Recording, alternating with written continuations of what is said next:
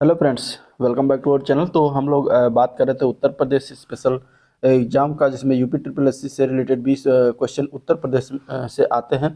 तो उसी का ये चैप्टर वाइज देख रहे थे। ठीक है, आज का ये होगा 14वां चैप्टर, जो साहित्य एवं बाल पत्र पत्रिकाओं से होगा। साथ ही साथ हम इसी वीडियो में आज 15वां चैप्टर भी कवर करेंगे, जो हमारी जनजातियों से क्वेश्चन पूछे गए हैं। ठीक है, छोटे छोटे चैप्टर हैं, इसलिए आज हम इसमें 2 चैप्टर कवर करने वाले हैं। तो आप लोग वीडियो को पूरा देखिएगा और एंड तक देखिएगा, तभी इसका भरपूर फायदा आपको एग्जाम में मिल पाएगा। ठीक है, शुरुआत करेंगे। वीडियो को स्टार्ट करने से पहले अगर आप लोग चैनल पर नए हैं, अभी तक सब्सक्राइब नहीं किया है, तो चैनल को सब्सक्राइब कर लीजिएगा। साथ ही साथ वीडियो को भी लाइक करते चलिएगा।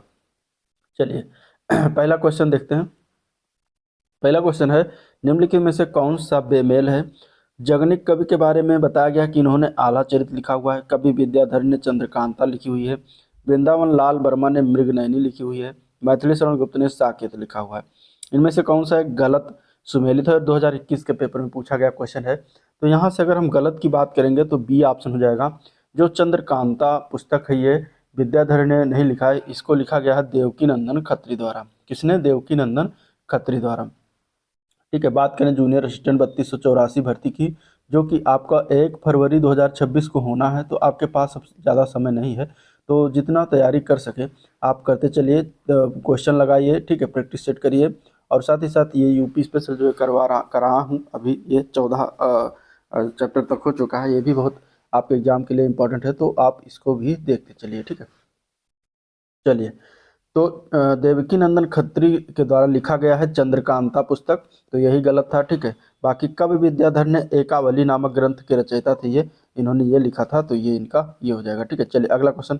शतरंज के खिलाड़ी, इस पुस्तक के लेखक कौन है? शतरंज के खिलाड़ी जो पुस्तक है, इसके लेखक का नाम बताना है। तो इसके लेखक कौन है? मुंशी प्रेमचंद। यहाँ पे आंसर सी ऑप्शन राइट हो जाएगा। ठीक है, इन्होंने अक्टूबर 1924 में इसकी रचना की थी। यह जो है माधुरी पत्रिका में छपी थी। 1977 में सत्यजीत रे ने इसी के नाम से एक कहानी पर आधारित एक फिल्म बनाई थी, और यह पतनशील सामंतवाद का जीवंत चित्र प्रस्तुत करने वाली इसमें जो है रचना है। चलिए अगला क्वेश्चन। अगला प्रश्न, निम्नलिखित युग्मों में से कौन सा एक बेमेल है, मतलब गलत है? जयशंकर प्रसाद ने कामायनी लिखा है, बिल्कुल सही, कामायनी इन्हीं के द्वारा लिखा गया है। हरिवंश राय बच्चन, जो अमिताभ बच्चन के पिताजी, इन्होंने मधुशाला लिखी हुई है, बिल्कुल सही। गोदान जो लिखा हुआ है महादेवी वर्मा, तो ये गलत हो जाएगा। ठीक है, मैथिली शरण गुप्त ने साकेत लिखा हुआ है, ये सही है।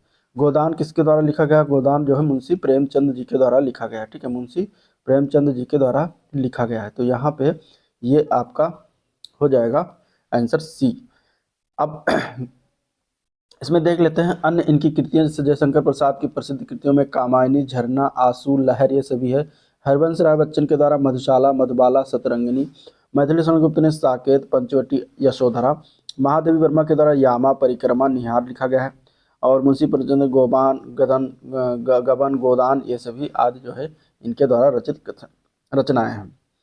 चलिए क्वेश्चन नंबर 4, इनमें से कौन से सुप्रसिद्ध कवि जायसी द्वारा रचित काव्य है? इनमें से तो जायसी, मलिक मोहम्मद जायसी की बात करेंगे तो इन्होंने पद्मावत लिखा हुआ है। यहाँ पे आंसर क्या हो जाएगा? ए पार्ट करेक्ट हो जाएगा। ठीक है, अब ज्ञान शाकुंतलम और मेघदूत किसने लिखा है? तो कवि कालिदास ने। विनय पत्रिका की रचना तुलसीदास ने की है। क्वेश्चन नंबर 5, क्वेश्चन नंबर 5 है, ब्यूरो ऑफ उत्तर प्रदेश द्वारा कृषि से संबंधित सूचनाओं के लिए कौन सी पत्रिका प्रकाशित की गई है? तो कृषि से संबंधित सूचनाओं के लिए इनमें से अगर देखा जाए तो, और ये ब्यूरो ऑफ उत्तर प्रदेश के द्वारा प्रकाशित की गई है, तो उसका नाम है कृषि और पशुपालन। क्या नाम है? कृषि और पशुपालन, सी पार्ट इसका करेक्ट हो जाएगा। इसका प्रकाशन 2017 से किया जा रहा है। उत्तर प्रदेश में पहली बार 1887 में प्रकाशित होने वाले दैनिक समाचार हिंदुस्तान के संपादक कौन थे? तो उनका नाम था पंडित मदन मोहन मालवीय। ठीक है, 1887 में इन्होंने हिंदुस्तान नामक दैनिक समाचार संपादकता की थी इनके द्वारा। और मालवीय जी का जन्म कहाँ हुआ है? तो प्रयागराज में हुआ है 1861 में। इन्होंने वर्ष 1916 में बनारस हिंदू विश्वविद्यालय की भी स्थापना की थी। चलिए क्वेश्चन नंबर 7, लेखकों और उनकी कृतियों और रचनाओं के संबंध में निम्नलिखित में से कौन सा जोड़ा गलत है? सूरदास के द्वारा अष्टसूर लिखा हुआ है क्या? महादेवी वर्मा ने छड़दा लिखा है। जयशंकर प्रसाद के द्वारा प्रेम पथिक। मैथिली शरण गुप्त ने तिलोत्तमा। तो यहाँ पे देखें तो कौन सा गलत है? तो गलत ऑप्शन ए पार्ट है, यही आपका आंसर हो जाएगा, क्योंकि अष्टसूर के रचनाकार सूरदास नहीं है। ठीक है। सूरदास की रचनाकार की बात करेंगे तो इन्होंने सूरसागर, सूरसारावली, साहित्य लहरी लिखी हुई है। छड़दा, गिल्लू, नीरजा, रश्मि, निहार, ये सभी जो है किसने लिखा है? ये महादेवी वर्मा ने लिखा है। जयशंकर प्रसाद ने प्रेम पथिक, कामायनी, ध्रुव स्वामिनी, ठीक है, इसके अलावा झरना, आंसू, लहर, ये सभी किसने लिखा है? जयशंकर प्रसाद ने लिखा है। मैथिली शरण गुप्त ने तिलोत्तमा, साकेत, भारत भारती, ठीक है, और इसके अलावा यशोधरा, पंचवटी, ये सभी जो है किसने लिखा है? मैथिली शरण गुप्त ने लिखा है। चलिए अगला क्वेश्चन, किस्सा राधा कन्हैया के लेखक कौन है? किस्सा राधा कन्हैया के लेखक हैं नवाब वाजिद अली शाह, ठीक है, लखनऊ के नवाब थे, अवध के नवाब थे। तो ये क्या थे? इन्होंने एक रचना की किस्सा राधा कन्हैया, तो आंसर बी ऑप्शन करेक्ट हो जाएगा। ठीक है। अगर हम वाजिद अली शाह की बात करें तो इनको ठुमरी संगीत विधा के जन्मदाता के रूप में भी जाना जाता है।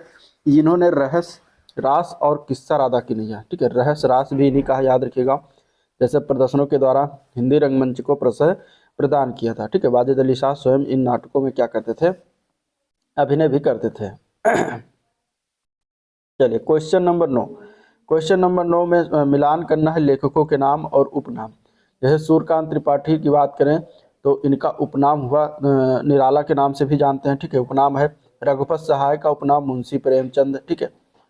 और इसके अलावा वैद्यनाथ मिश्र जो हैं ये अगर हम बात करें वैद्यनाथ मिश्र की तो ये क्या है? तो इनको कहा जाता है उपनाम नागार्जुन के नाम से। धनपत श्रीवास्तव की बात करेंगे तो धनपत श्रीवास्तव जो है, माफ करिएगा, यहाँ पे अगर हम देखें तो दोबारा देख लेते हैं। सूर्यकांत त्रिपाठी निराला, ठीक है, इन्हें निराला कहा जाता है। रघुपत सहाय की बात करेंगे तो ये फिराक गोरखपुरी को कहा जाता है, ना कि मुंशी प्रेमचंद को। वैद्यनाथ मिश्र जो है नागार्जुन कहते हैं, और धनपत श्रीवास्तव का उपनाम मुंशी प्रेमचंद है। तो इस प्रकार ये सही है।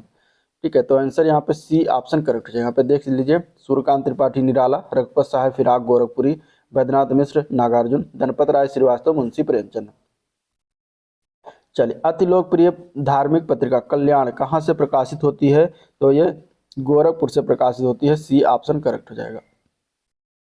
प्रसिद्ध चिंतक और धर्मवेत्ता थे श्री हनुमान प्रसाद पोद्दार, इस पत्रिका के संपादक रहे थे। अगले प्रश्न में भी सूची के मिलान करना है। मुंशी इंसा अल्लाह खान दिया, मुंशी इंसा अल्लाह खान की बात करें तो यहाँ पे मिलान देख लेते हैं। इस तरीके से मिलान करने को आ जाते हैं। मुंशी इल्ला खान ने जो है, इसमें से देखा जाए तो उदय भान चरित की रचना, बाबू देवकी नंदन खत्री ने कादर की कोठरी और चंद्रकांता की रचना, पंडित प्रताप नारायण मिश्र ने हठी हम्मीर की रचना की है, जयशंकर प्रसाद कंकाल, कामायनी, तिली और इरावती आदि की रचना की है। तो इस तरीके से मिलान करने के लिए भी क्वेश्चन में आते हैं पुस्तकों के नाम। इनमें से क्या उत्तर प्रदेश में नहीं है? तो विश्वनाथ मंदिर वाराणसी में, अस्सी घाट वाराणसी में, आगरा का किला आगरा में, विक्टोरिया मेमोरियल नहीं है, कहाँ पड़ता है? कलकत्ता में पड़ता है। ठीक है। तो यही डी पार्ट हो जाएगा, कलकत्ता में। अगला प्रश्न, निम्नलिखित में से कौन सा इसमें से एक सुमेलित नहीं? अमीर खुसरो एटा से रिलेटेड है, मिर्जा गालिब आगरा से रिलेटेड है, जोश मलिहाबाद से रिलेटेड है, जिगर गोरखपुर दिया गया है, जो कि गलत है। ठीक है। गोरखपुर से फिराक रिलेटेड, फिराक गोरखपुरी जिनका नाम है, जो रघुपत सहाय के नाम से जाने जाते हैं, उनको फिराक गोरखपुरी कहा जाता है, तो वो रिलेटेड है। जिगर जो है यहाँ से नहीं रिलेटेड है। आंसर डी ऑप्शन है। जिगर कहाँ से रिलेटेड है? मुरादाबाद से। जिगर मुरादाबादी। ठीक है, मुरादाबाद। जिगर मुरादाबाद से संबंधित का वास्तविक नाम था अली सिकंदर। 1890 से 1960 तक इन्हें जो रहे थे। 20वीं सदी के महत्वपूर्ण उर्दू कवि और गजल गायक हैं। इनको आतिशी गुल के लिए 1958 में साहित्य अकादमी पुरस्कार भी दिया गया। 1960 को इनका देहांत कहाँ पर हुआ? गोंडा में हुआ था। है मुरादाबाद के, लेकिन देहांत याद रखिएगा गोंडा में हुआ है। चलिए, निम्नलिखित में से कौन सा सही सुमेलित नहीं? अमीर खुसरो एटा से संबंधित है, मिर्जा गालिब आगरा से संबंधित है, जोश मलिहाबाद से सही, राम प्रसाद बिस्मिल प्रयागराज से संबंधित, यह गलत हो जाएगा, डी पार्ट। क्योंकि राम प्रसाद बिस्मिल जो है ये शाहजहांपुर से संबंधित है। शाहजहांपुर, ये शाहजहांपुर में पैदा हुए थे। तो इस प्रकार यहाँ पे डी आंसर हो जाएगा। ठीक है। 1897 में इनका जन्म शाहजहांपुर में हुआ था। चलिए अगला प्रश्न, निम्नलिखित में से कौन सा फारसी कवि का प्रथम कवि था जिसने अपनी कविता में भारतीय पर्यावरण को चित्रित किया? तो वो पहला कवि कौन था? तो वो था अमीर खुसरो। अमीर खुसरो, आंसर यहाँ पे ए पार्ट करेक्ट हो जाएगा। गोदान किसके द्वारा लिखा गया? सभी को मालूम है। आंसर यहाँ पे क्या हो जाएगा? बी ऑप्शन हो जाएगा, मुंशी प्रेमचंद जी के द्वारा। इनके द्वारा रचित कृतियां सेवा सदन, प्रेमाश्रम, रंगभूमि, निर्मला, कायाकल्प, गबन, कर्मभूमि, मंगलसूत्र एक अपूर्ण उपन्यास है, ये भी याद रखिएगा। संग्राम, करबला, प्रेम की बेदी आज जो है मुंशी प्रेमचंद जी के द्वारा रचित कविताएं हैं, वो कृतियां हैं। ठीक है। राष्ट्रीय कवि मैथिली शरण गुप्त का जन्म उत्तर प्रदेश के कहाँ पर हुआ था? तो इनका जन्म हुआ था मैथिली शरण गुप्त का झांसी में हुआ था। यहाँ पे सी ऑप्शन हो जाएगा, झांसी में 1886 में इनका जन्म हुआ था। ठीक है। ये खड़ी बोली के महत्वपूर्ण कवि हैं। पंडित महावीर प्रसाद द्विवेदी जी की प्रेरणा से आपने खड़ी बोली को अपनी रचनाओं का माध्यम दिया। मैथिली शरण गुप्त को साहित्य जगत में दद्दा के नाम से जाना जाता है। इनकी कृतियों में पंचवटी, साकेत, जयद्रथ वध, यशोधरा, द्वापर, झंकार, जय भारत आदि इन्होंने रचनाएं की हैं। भारतीय साहित्य में आरंभिक 20वीं शताब्दी के हिंदुस्तानी लेखक धनपत राय को किस नाम से जाना जाता था? तो धनपत राय यही मुंशी प्रेमचंद जी का नाम था, मूल नाम था। तो आंसर सी ऑप्शन करेक्ट हो जाएगा। ठीक है। अगर हम बात करेंगे प्रेमचंद की, तो नवाब राय के नाम से उर्दू में लिखते थे। ठीक है। प्रेमचंद उर्दू से हिंदी लेखन में आए। सबसे पहले धनपत राय को मुंशी प्रेमचंद जी के नाम से जाना जाता है। उनकी सोजे वतन जो 1909 में नमाना प्रेस कानपुर में कहानी संग्रह की सभी प्रतियां तत्कालीन अंग्रेज सरकार ने जब्त कर ली थी। तो ये प्रेमचंद जी के बारे में याद रखिएगा, कभी कभी पूछ लिया जाता है कि कौन सी उनकी प्रतियां थी जो कहानी संग्रह थी जिसकी सभी प्रतियां अंग्रेजों के द्वारा जब्त कर ली गई थी, तो वो कौन सी थी? सोजे वतन। चलिए अगला क्वेश्चन। उर्दू शायरी में फिराक गोरखपुरी के नाम से कौन से प्रसिद्ध हैं? फिराक गोरखपुरी के नाम से रघुपत सहाय जी फेमस हैं। आंसर यहाँ पे सी ऑप्शन राइट हो जाएगा। ठीक है। इनका जन्म 1896 में गोरखपुर में और 1982 में नई दिल्ली में इनकी मृत्यु हुई थी। इनकी प्रसिद्ध पुस्तक है गुल ए नगमा। इन्हें उर्दू साहित्य का प्रथम ज्ञानपीठ पुरस्कार 1969 में प्रदान किया गया था। चलिए नेक्स्ट क्वेश्चन। उत्तर प्रदेश महिलाओं से संबंधित पहली पत्रिका 1874 में प्रकाशित करने का भी श्रेय जाता है, जिसके संपादक बाल भारतेंदु हरिश्चंद्र थे। वो पहली पत्रिका का नाम क्या था? उस पहली पत्रिका का नाम बताना है क्या था? तो उसका नाम था बाला बोधनी। क्या नाम था? बाला Bodhani. Answer A part correct हो जाएगा। ठीक है। भारतेंदु हरिश्चंद्र की जी का जन्म 1850 में, मृत्यु इनकी हुई 1885 में। ठीक है। और इन्हें आधुनिक हिंदी साहित्य के जनक इन्हें कहा जाता है, भारतेंदु हरिश्चंद्र जी को। जनवरी 1874 में भारतेंदु हरिश्चंद्र ने बाला बोधनी पत्रिका का प्रकाशन प्रारंभ किया था। यह पत्रिका महिलाओं से संबंधित थी। यह हिंदी मासिक पत्रिका बनारस से प्रकाशित होती थी, अतः इसे महिलाओं से संबंधित उत्तर प्रदेश पहली पत्रिका का दर्जा भी प्राप्त है। चलिए नेक्स्ट क्वेश्चन। अमीर खुसरो द्वारा रचित कविता छाप तिलक सब छीनी, ये किस भाषा में, ये बताना। ठीक है। ये कविता है जिन्हें किसने रचना की है? अमीर खुसरो ने। किस भाषा में किया है ये बताना। तो ये जो है लिखा गया था ब्रज भाषा में। तो आंसर क्या हो जाएगा? यहाँ पे सी ऑप्शन इसका करेक्ट है, ब्रज भाषा में। ठीक है। अगर हम बात करें तो इन्होंने ही खड़ी बोली का आविष्कार किया था, अमीर खुसरो ने ही। सर्वप्रथम हिंदू या हिंदी शब्द का प्रयोग इन्हीं के साहित्य में मिलता है। यह मूलतः फारसी भाषा के शायर थे। इन्होंने हिंदी, खड़ी बोली व ब्रज भाषा में भी पद्य लिखे थे। चलिए नेक्स्ट क्वेश्चन है, कवि यत्री महादेवी वर्मा का जन्म किस शहर में हुआ? इंपॉर्टेंट क्वेश्चन है, बहुत बार पूछा गया है। इनका जन्म महादेवी वर्मा जी का फर्रुखाबाद जिले में हुआ था। आंसर यहाँ पे क्या हो जाएगा? D option. 1907 26 मार्च 1907 को फर्रुखाबाद में इनका जन्म हुआ था। इन्हें आधुनिक मीरा के रूप में जाना जाता है। ये छायावाद की प्रमुख कवयित्री थी।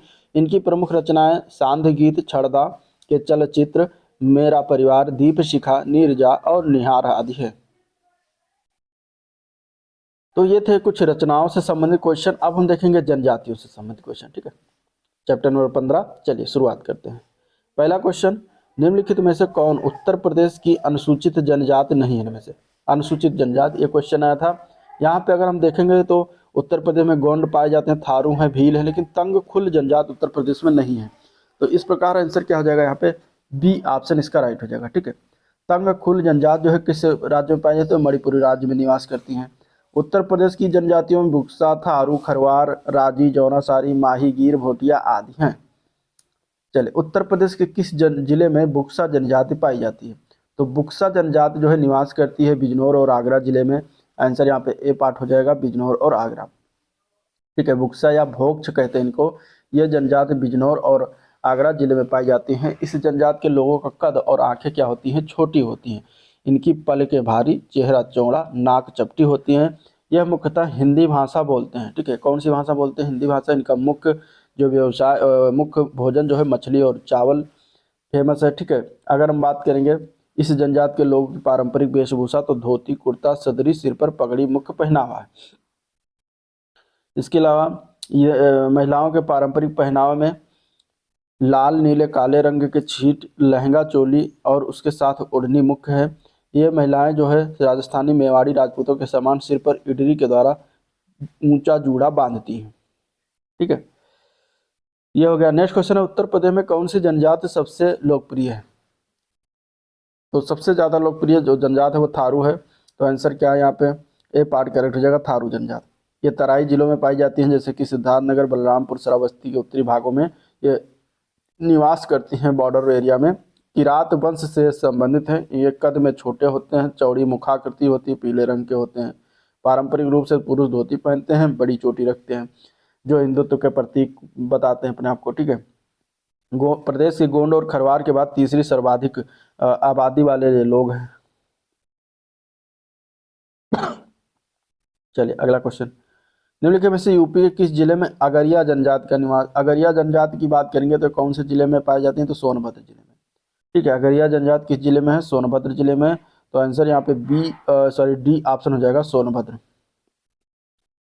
अगरिया, बैगा, भुइया ये तीनों जनजातियां जो है कहाँ पर हैं? मुख्य रूप से उत्तर प्रदेश के सोनभद्र जिले में निवास करती हैं। ठीक है, अगरिया भारत के मध्य प्रदेश, उत्तर प्रदेश राज्यों में एक समुदाय है। इसके अलावा अगरिया भाषा के साथ साथ हिंदी और छत्तीसगढ़ी भी बोलते हैं। चलिए, जनजातीय नृत्य सोरा नृत्य उत्तर प्रदेश किस जिले से संबंधित? सोरा नृत्य जो है कौन से जिले से संबंधित है? तो सोरा नृत्य की अगर बात करेंगे तो आंसर हो जाएगा ये बी पार्ट, ललितपुर। किस जिले से संबंधित है? ललितपुर। आंसर यहाँ पे क्या हो जाएगा? बी ऑप्शन इसका करेक्ट है। सोरा नृत्य ललितपुर जिले से संबंधित है। यह नृत्य जो है फसल कटाई के दौरान खुशी मनाने के लिए किया जाता है। उत्तर प्रदेश के अन्य लोक नृत्य में, जिस पिछले वाले चैप्टर में सारी बातें हो चुकी हैं। ठीक है, नौटंकी, रासलीला, कजरी, जयता ये सभी आते हैं। उत्तर प्रदेश किस जिले में शहरा नृत्य मनाया जाता है? शहरा नृत्य की अगर बात करें तो ये मनाया जाता है ललितपुर में। ठीक है, सोरा नृत्य या शहरा नृत्य एक ही है, ललितपुर में मनाया जाता है। चलिए, निम्नलिखित में से कौन सी जनजात उत्तर प्रदेश और उत्तराखंड से संबंधित है? तो थारू जनजात दोनों में पाई जाती है। बी ऑप्शन करेक्ट हो जाएगा। नैनीताल, उत्तराखंड के नैनीताल और उधम सिंह नगर जिले में पाई जाती है थारू जनजातियाँ उत्तराखंड में, और ये जनजातियाँ उत्तर प्रदेश के तराई वाले क्षेत्रों में पाई जाती हैं। ठीक है, ये हिंदू धर्म को मानते हैं। भारूपीय परिवार के भारतीय ईरानी समूह के अंतर्गत आने वाली भारतीय आर्य उप समूह की भाषा बोलते हैं। 2003 में 10 और जनजातियों को शामिल किया गया। भील जनजाति के लोग गुजरात, मध्य प्रदेश, छत्तीसगढ़, महाराष्ट्र, राजस्थान में पाए जाते हैं। मुंडा जनजाति के लोग झारखंड, पश्चिम बिहार, पश्चिम बंगाल, ओडिशा में पाए जाते हैं। चलिए, निम्नलिखित में से कौन सी अनुसूचित जनजाति उत्तर प्रदेश के वाराणसी जिले में नहीं पाई जाती? इसमें से ठीक है, एक है जो नहीं पाई जाती, तो वह है सहरिया जनजाति। बाकी चेरो, गोंड, खरवार सभी वाराणसी में मिलती हैं, लेकिन सहरिया जनजाति नहीं पाई जाए। सहरिया जनजाति एकमात्र जिला ललितपुर, याद रखिएगा, जहाँ पे पाई जाती है। वाराणसी जिले में पाई जाने वाली जनजातियां चेरो, गोंड, खरवार, धुरी, ओझा, नायक, पथारी आदि जो है जनजातियां वाराणसी जिले में निवास करती हैं। चलिए अगला क्वेश्चन है, अगरिया, बेगा, भुइयां अनुसूचित जनजातियां उत्तर प्रदेश के निम्नलिखित में से किस जिले में मुख्यतः निवास करती हैं, ये बताना। तो देखिए, अगरिया, बैगा, भुइयां जनजाति, ये तीनों जनजाति की जब बात करेंगे तो आप लगा दीजिएगा सोनभद्र। सोनभद्र में निवास करती हैं। आंसर इसका सी ऑप्शन करेक्ट हो जाएगा। ठीक है, सहरिया जनजाति ललितपुर में पाई जाती हैं, ये याद रखिएगा, एक अलग है। ठीक है, बाकी अगरिया, बैगा, भुइयां, पठारी, पहाड़िया, भुइयां ये सभी जनजातियां सोनभद्र में निवास करती हैं। खरवार जनजात देवरिया, बलिया, गाजीपुर, पंखा या पनिका जनजात सोनभद्र और मिर्जापुर में पाई जाती है। तो ये सभी आप इस तरीके से जिलावार नाम याद रखिएगा। ठीक है, उत्तर प्रदेश उत्तराखंड राज्यों के निम्नलिखित जनजातियों में से किसमें युवा ग्रह प्रथा प्रचलित है? इनमें से तो वो है भोटिया जनजाति में। आंसर डी ऑप्शन करेक्ट हो जाएगा। ठीक है, चलिए, उत्तर प्रदेश के निम्नलिखित जिलों में से कहाँ पर अनुसूचित जातियों की जनसंख्या सर्वाधिक है? तो सीतापुर जिले में सबसे ज्यादा है। आंसर यहाँ पे क्या हो जाएगा? बी ऑप्शन राइट हो जाएगा। 2011 की जनगणना के अनुसार सीतापुर में सबसे ज्यादा, फिर प्रयागराज, फिर हरदोई तीसरे नंबर पर। अनुसूचित जाति प्रतिशत के मामले में पूछा जाएगा तो कौशाम्बी में सबसे ज्यादा, फिर सीतापुर, फिर हरदोई आता है। चलिए अगला प्रश्न, उत्तर प्रदेश के तराई क्षेत्र में निम्नलिखित में से कौन सी अनुसूचित जनजाति पाई जाती है? तराई क्षेत्र की जब बात करेगा तो आप बुक्सा जनजाति लगा दीजिएगा। आंसर यहाँ पे क्या हो जाएगा? ए पार्ट करेक्ट हो जाएगा। ठीक है, ये बिजनौर और आगरा जिले में बुक्सा जनजाति के लोग पाए जाते हैं। ठीक है, अब बुक्सा जनजाति के बाद पहले वाले क्वेश्चन में उसकी बातें हो चुकी हैं दूसरे वाले क्वेश्चन में, तो वहाँ से आप देख लीजिए। चलिए अगला क्वेश्चन हम देखते हैं, उत्तराखंड से अलग हो जाने के बाद उत्तर प्रदेश में कौन सी जनजातियां रहती हैं? थारू रहती हैं। ठीक है, बुक्सा रहती हैं बिजनौर और आगरा क्षेत्रों में। खासी और राजी दो और दिया गया है, तो क्या सही है? तो यहाँ पे अगर हम देखेंगे तो 1 एंड 3 सही है, दोनों नहीं निवास करती, तो आंसर डी ऑप्शन इसका करेक्ट हो जाएगा, 1 एंड 3। ठीक है, चलिए नेक्स्ट क्वेश्चन। निम्नलिखित में से कौन सा युग्म सही सुमेलित है? भोटिया जनजात बाराबंकी में पाई जाती है, गलत। बुक्सा जनजात बिजनौर और आगरा क्षेत्र में, बिल्कुल सही। राजी जनजात गोरखपुर, गलत है। थारू जनजात बांदा में, बिल्कुल गलत है। तो कौन सा सही? सिर्फ बी पार्ट सही है। ठीक है, बाकी सारे गलत हैं, क्योंकि भोटिया जनजात जो है गढ़वाल उत्तराखंड में पाई जाती है। बुक्सा जनजात बिजनौर आगरा में, थारू जनजात कुशीनगर नैनीताल, राजी जनजात उत्तराखंड में पाई जाती है। चलिए अगला क्वेश्चन। निम्नलिखित में से कौन सी जनजात किसकी जनसंख्या जनजातियों में से किसकी संख्या सर्वाधिक है इनमें से? तो उत्तर प्रदेश में सबसे ज़्यादा देखा जाए तो थारू सबसे ज़्यादा है, तो थारू इसका राइट आंसर हो जाएगा। ठीक है, थारू क्या हो जाएगा इसका राइट आंसर? बहुत बार पूछा गया, इंपॉर्टेंट क्वेश्चन है। इनकी आबादी अगर देखा जाए जनसंख्या में इनका प्रतिशत, तो 77.4% ये निवास करती हैं। दूसरे स्थान पर बुक्सा जनजात आती है, वो भी याद रखिएगा। निम्नलिखित में से किन राज्यों में थारू जनजात निवास कर रही है इनमें से? तो इनमें से अगर देखेंगे तो थारू जनजात जो है उत्तर प्रदेश उत्तराखंड राज्यों में निवास करती है। आंसर यहाँ पे डी ऑप्शन इसका राइट है। ठीक है, अब उत्तर प्रदेश के जिला की बात करें तो महाराजगंज, सिद्धार्थनगर, श्रावस्ती, बहराइच और लखीमपुर खीरी, नाम याद रखिएगा। अगले प्रश्न की तरफ चलेंगे। उत्तर प्रदेश की निम्नलिखित में से कौन सी जनजाति दीपावली को शोक के रूप में मनाती है? तो वो कौन सी जनजाति है? तो उसका नाम है थारू ही जनजात। आंसर यहाँ पे डी ऑप्शन करेक्ट हो जाएगा। ठीक है, ये अगर हम बात करेंगे तो इस दिन ये अपने पूर्वजों को भेंट आदि प्रदान करते हैं, जिसे रोटी कहा जाता है। थारू जनजात के लोग उत्तर प्रदेश 5 जिलों में निवास करते हैं: महाराजगंज, सिद्धार्थनगर, श्रावस्ती, बहराइच और लखीमपुर खीरी। ठीक है, किरात वंश के अपने आप को बताते हैं, कई उपजातियों की में विभाजित है। चलिए, निम्नलिखित में से कौन सी अनुसूचित जनजात बिजनौर जिले में निवास? बिजनौर और आगरा जिले में 2 जनजात है, जो कौन सी है? भुक्सा भुक्सा जनजात, या फिर इसमें से एक और याद रखिएगा, माहीगीर जनजात। ठीक है, माहीगीर का निवास कहाँ पर है? बिजनौर जिले में, नजीबाबाद क्षेत्र में। ये मछुआरा जनजात हैं। ठीक है, इनका मछली पकड़ना इनका काम है। ये इस्लाम धर्म को मानते हैं। चलिए नेक्स्ट क्वेश्चन। बांदा जनपद के पाठा क्षेत्र की मुख्य निवासी कौन है? बांदा जनपद में निवास करते हैं खरवार जनजातियाँ। आंसर क्या हो जाएगा? डी ऑप्शन करेक्ट है। ठीक है, इसके अतिरिक्त जनजाति देवरिया में भी निवास करती है, बलिया, गाजीपुर, सोनभद्र जिले में भी पाई जाती हैं। कोल जनजात की बात करेंगे तो करछना प्रयागराज में रहती हैं, मेजा तहसील शंकरगढ़ क्षेत्र में निवास करती हैं। कोरबा जनजात दुद्धी तहसील सोनभद्र में निवास करती हैं। भील जनजात मध्य प्रदेश में, खरिया जनजात झारखंड ओडिशा में, खरवार जनजात बांदा, देवरिया, गाजीपुर, बलिया, वाराणसी, सोनभद्र में निवास करती हैं। चलिए अगला क्वेश्चन है। उत्तर प्रदेश की निम्नलिखित में से जातियों में से कौन बहुविवाह को आचरित करती है? बहुविवाह को इनमें से अगर देखा जाए तो जौनासारी जनजाति हैं, जो बहुविवाह इन प्रथा इनमें चलता है। ठीक है, जौनासारी मुख्य रूप से उत्तराखंड की प्रमुख जनजाति है, और ये उत्तराखंड के पुरेला क्षेत्र में जनजात पाई जाती है। यह जनजात बहुविवाह व्यवस्था को आचरित करती है। इसके अलावा भुक्सा जनजात में भी जो है क्या है, कुछ हद तक बहुविवाह और विधवा विवाह प्रचलित है। अगला प्रश्न। भारत सरकार ने किस वर्ष में उत्तर प्रदेश की 10 नई आदिवासी जातियों को अनुसूचित जनजातियों के रूप में सूचीबद्ध किया है? तो ये 2003 में काम हुआ था। आंसर यहाँ पे बी ऑप्शन करेक्ट हो जाएगा। Next question. निम्नलिखित में से कौन सी जनजाति उत्तर प्रदेश के अनुसूचित जनजाति की सूची में शामिल नहीं है इनमें से? तो इनमें से अगर देखा जाए तो राजी, थारू, बुक्सा है, तड़वी जनजात नहीं आती, तो आंसर बी ऑप्शन करेक्ट हो जाएगा। ठीक है, अब इसके डाटा देख लेते हैं। तो 2011 की कुल जनसंख्या में अनुसूचित जनजाति जो है 0.6% है। केंद्र सरकार के द्वारा 1967 में 2 जनजातियों को तथा वर्ष 2003 में 10 नई जनजातियों को सूचीबद्ध किया। इन प्रदेश में सूचीबद्ध जनजातियों की वर्तमान संख्या 12 है, जो निम्नलिखित से देख सकते हैं। पहला उसमें आ जाता है आपका थारू, जो कि तराई क्षेत्र लखीमपुर खीरी, बहराइच, महाराजगंज, बलरामपुर, श्रावस्ती में ये निवास करती हैं। दूसरा है बुक्सा या बोक्सा जनजात, बिंजरौर में निवास करती हैं। तीसरा है गोंड समूह, मतलब गोंड में गोंड, धुरिया, नायक, ओझा, पठारी, राजगोंड सभी आते हैं। ये महाराजगंज, सिद्धार्थनगर और गोरखपुर, बस्ती, देवरिया, मऊ, आजमगढ़, जौनपुर, गाजीपुर, बलिया, वाराणसी, मिर्जापुर, सोनभद्र इन जिलों में निवास करती हैं। खरवार या खैरवार जनजाति ये सोनभद्र में अधिकतर, बलिया, गाजीपुर, देवरिया, वाराणसी में निवास करती हैं। इसके अलावा सहरिया जनजात ये एकमात्र जिला ललितपुर में। पंखा या पनका जनजात सोनभद्र, मिर्जापुर। चेरो जनजात सोनभद्र, वाराणसी। ठीक है, भुइयां जनजात सोनभद्र में, पठारी जनजात सोनभद्र में। ठीक है, अगरिया सोनभद्र, बैगा सोनभद्र, पहरिया सोनभद्र, तो ये सभी याद रखिएगा। ठीक है, इसमें आप देख सकते हैं कि राजी जनजात और तड़वी अनुसूचित जो जनजात उत्तर प्रदेश में निवास नहीं करती। राजी जनजात आपका उत्तराखंड में पाई जाती है और तड़वी जनजात महाराष्ट्र में पाई जाने वाली जनजाति है। तो इस प्रकार ये जो है जनजातियों के बारे में बातें हो गई जो अभी तक क्वेश्चन पूछे गए और बनाए गए हैं। ठीक है, तो ये था ओवरऑल वीडियो जिसको हम लोगों ने देखा, डिस्कस किया। अगर वीडियो पसंद आया तो लाइक करिए, चैनल को सब्सक्राइब नहीं किया अभी तो सब्सक्राइब करिएगा, साथ ही साथ अपने दोस्तों में शेयर भी कर दिएगा। ठीक है, अगला जो हमारा वीडियो होगा वो होगा शिक्षा व्यवस्था शोध संस्था और संग्रहालय से। बहुत क्वेश्चन पूछे जाते हैं और बहुत ही इंपॉर्टेंट क्वेश्चन है, तो उस वीडियो को देखना मत भूलिएगा। ठीक है, चलिए आज का वीडियो पर करते हैं, मिलते हैं नेक्स्ट वीडियो में, तब तक के लिए थैंक यू।